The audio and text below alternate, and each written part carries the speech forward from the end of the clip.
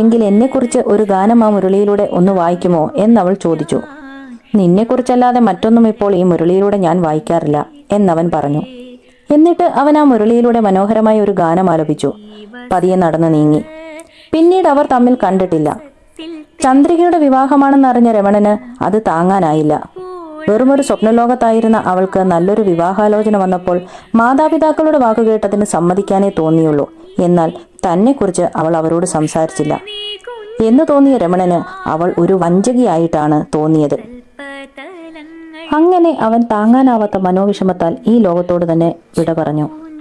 ഇതാണ് ചങ്ങമ്പുഴയുടെ രമണൻ എന്ന വിലാപകാവ്യം.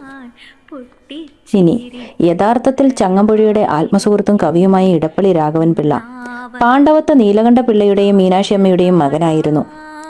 അച്ഛൻ എക്സൈസ് വകുപ്പിലെ ശിപായി ആയിരുന്നു. തുച്ഛമായ വരുമാനത്തിലും അതിന്റെ ഭൂരിഭാഗവും മദ്യപാനത്തിനായി കളയുന്ന ആളായിരുന്നു നീലകണ്ഠ പിള്ള. അമ്മയുടെ ആത്മഹത്യയോടെ അച്ഛൻ രണ്ടാമത് വിവാഹിതനായി. രാഘവൻ പിള്ളയ്ക്ക് രണ്ടാനമ്മയിൽ നിന്നും ഒരു തരത്തിലും സ്നേഹവും സഹായവും കിട്ടിയില്ല. തന്നെയല്ല, അച്ഛൻ തന്റെ സാമ്പത്തിക ക്രമക്കേട് മൂലം ജയിൽവാസം അനുഭവിക്കേണ്ടി വരികയും അതുമായി ബന്ധപ്പെട്ട് അച്ഛനെ കാണാനായി ജയിലിൽ ചെന്ന രാഘവൻ പിള്ളയ്ക്ക് ഒരു ദിവസം കാരാഗ്രഹവാസം അനുഭവിക്കേണ്ടി വരികയും ചെയ്തു. അതിൽ മനംനൊന്ത് രാഘവൻ പിള്ള കൊച്ചി കായലിൽ ചാടി ആത്മഹത്യ ചെയ്യാൻ ഒരുങ്ങുകയും അതിൽ നിന്ന് രക്ഷപ്പെടുകയും ചെയ്തു. പിന്നീട് സാമ്പത്തികമായി ബുദ്ധിമുട്ടിനാൽ നിർത്തിവെച്ച പഠനം തുടരാനായി കുറച്ച് കുട്ടികളെ ട്യൂഷൻ എടുക്കുകയും അതിലൊരു സമ്പന്ന കുടുംബത്തിലെ കുട്ടിയുമായി പ്രണയത്തിലാവുകയും ചെയ്തു. എന്നാൽ നല്ല നിലയിൽ ജീവിക്കുന്ന ആ പെൺകുട്ടിയുടെ വീട്ടുകാർ അവരെ തമ്മിൽ പിരിക്കുകയും അതുമായി ബന്ധപ്പെട്ട് രാഘവൻ പിള്ളയ്ക്ക് തിരുവനന്തപുരത്തേക്ക് പോകേണ്ടി വരികയും ചെയ്യുന്നു.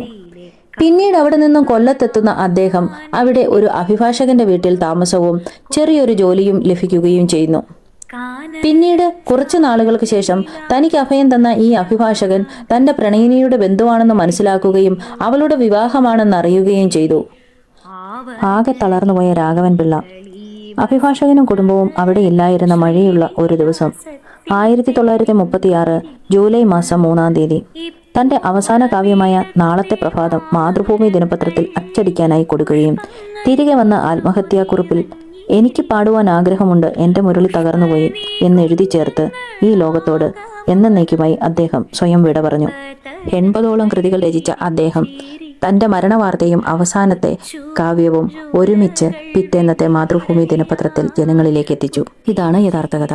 സ്റ്റോറീസായുടെ കഥകൾ ഇഷ്ടപ്പെടുകയാണെങ്കിൽ എല്ലാവരും സബ്സ്ക്രൈബ് ചെയ്ത് കൂടെ കൂട്ടുമല്ലോ. Thank you for watching. കൊണ്ടുപോകൂ.